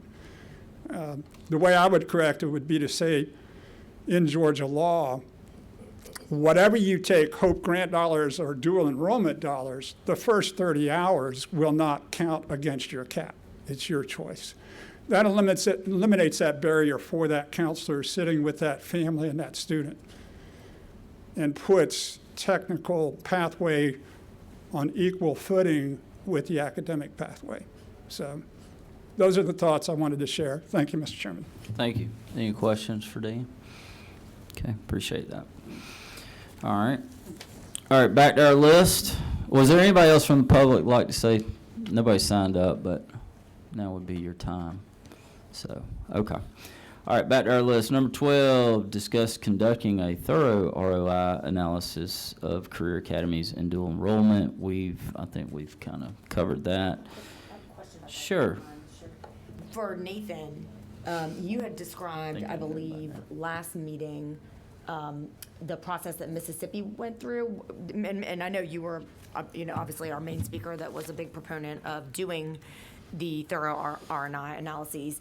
Can you remind me what Mississippi did and how they did it? Because I don't have any clarity in my mind on how we would take our first steps and what sort of agency would need to do it, or outside academic auditor or what have you. So Florida, Tennessee, Mississippi have all done this. Okay. Florida's and Mississippi's both ended up in legislation. Mississippi's actually originated in legislation. The Office of Workforce Development in Mississippi was tasked with conducting the analysis, working with other partner agencies that were sources of the data. That was which state? Office of Workforce Mississippi. Development? Mississippi, okay. So Workforce Development Office conducted the analysis, but they actually contracted that out with the state longitudinal data system. The Workforce Office, we were a small group, did not have the data capacity, did not have a data set, but we were able to, through an existing contract, work with our SLDS to look at the K-12 data, the program data, the enrollment data, same kind of information from the post-secondary side, our community college system, and then to look at outcomes from labor, wage data, government service program data, to see what the outcomes for those individuals looked like a year after completion. And we did that, and the initial analysis was over a 5-year period, with the big caveat that there was a pandemic in the middle. Mm-hmm.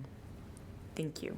Sure. Nathan, while you're there, so when they were in Mississippi or other states, when they're looking at high career or high demand careers, I mean, ROI surely can't be the driving data point. I mean, that's not the emphasis, right? So I think What- the ROI is a way to look at the programs you've got and whether those are actually matching up with high wage, high demand, high skill careers. And if in fact, maybe they're matching up with careers that are in high demand, but the wages for those careers are really low. Well, is this where we need to put our funding as a state if we're creating pathways and incentivizing students into low-wage jobs? Maybe not. Do we need to look at careers that pay well, that are in demand, or maybe they're careers that pay well, but there's only 12 of them in the state? Do we need 25 programs that lead to those? Probably not. It's about being better stewards of the resources you have to position people for success down the road. Gotcha. Okay. Any questions for Nathan while he's there? Okay. 13, extend SB 86 for 3 years. I think we've covered that. 14, high school counselor funding. We kind of touched on that. Tiffany touched on that we did this year in this year's budget. We did fully fund that, and I think we can always do better. And so something we should certainly look for. Maybe there's some sort of, add-on funding or additional funding if they were to have extra training in these areas would be something that would be, could be discussed. So, sure, Jill. You actually can get a credential added on, not through the state, through a private entity for career counseling. So that might be something they want to think about adding at each high school or at least to the districts.